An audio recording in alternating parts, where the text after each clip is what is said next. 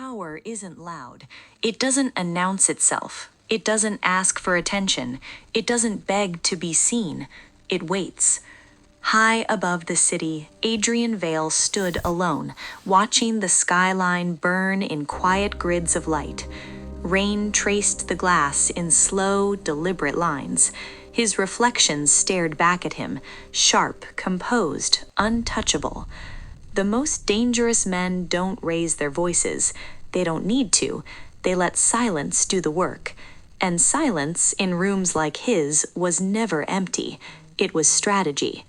The obsidian lobby was colder than the weather outside.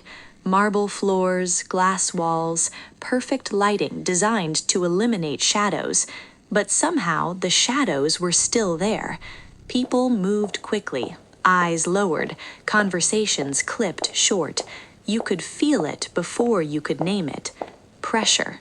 I stepped inside and let the doors close behind me. Name? Elena Moreau, 9 a.m. He's running behind. Of course he was.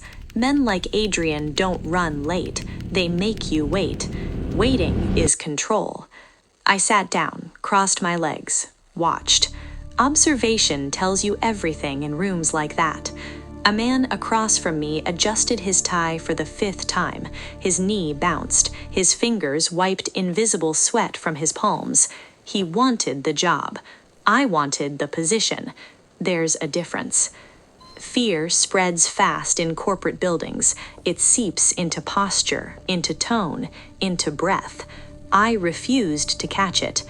Just so you know, the HR associate murmured, he's difficult. Difficult how? He notices everything. So do I. She didn't expect that answer. Most people walk into power hoping to survive it. I've always preferred to understand it. The hallway to his office felt longer than it should have.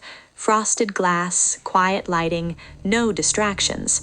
At the end of it, his name, Adrian Vale. The door stayed closed, long enough to test nerves, long enough to see who would shift their weight, who would check their phone, who would reconsider. Silence is intimidation. He wanted to see who would break first. The door opened. He didn't turn when I entered. He stood at the window like he owned the city below it. Maybe he did. You're early. You're late. The air changed. Most people apologize. Most people are afraid. That was the moment. Not attraction. Not yet. Recognition. He wasn't looking at an applicant. He was looking at resistance. He flipped through my resume slowly. 3 CEOs in 5 years. Some call that instability. Others call it results. Or you destabilized them, he suggested. I refuse to be invisible. He studied me then, not the paper. Why do you want this position? Because you don't think I can handle it. Confidence doesn't need volume. It needs certainty.